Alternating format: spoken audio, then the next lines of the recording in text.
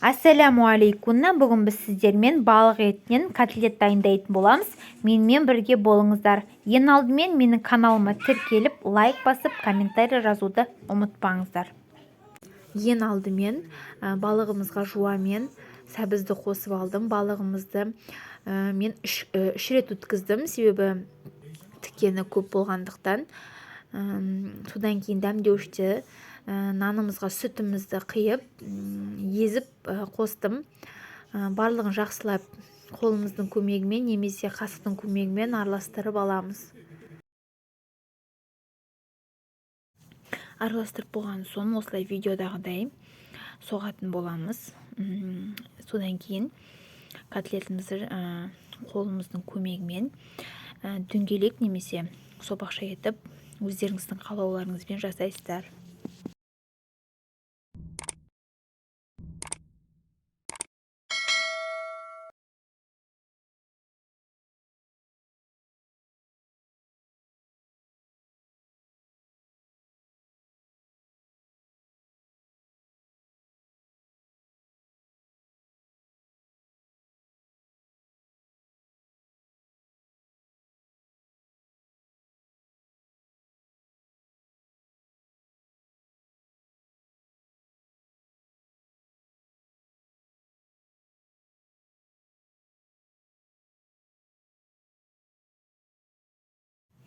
Барлығын дайындап болдым.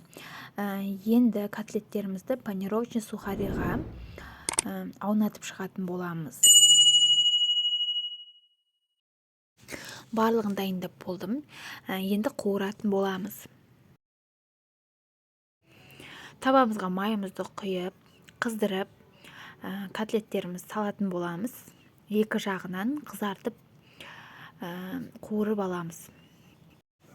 Котлеттерім қызарды. Енді вилканың көмегімен екінші жағын қуырып аламыз. Котлеттерімізді қуырып алғаннан кейін осындай духовкада пісіретін ыдысымызға фольга немесе пергамент қағазын жайып, барлығын салып, духовкада пісіріп алатын боламыз. Котлетіміздің бетіне осындай фольганы жауып қоям, себебі духовкада піскен кезде беті күймеу үшін және іші дұрыс пісу үшін духовкада 180 градуста 20-30 минут пісіріп аламыз. Менің котлеттерім дайын болды. Осындай болып қызарып, дәмі күшті болып шықты. Сіздер де жасап көріңіздер. Менің каналыма тіркеліп, лайк басып, комментарий жазуды ұмытпаңыздар. Ассаляму алейкум.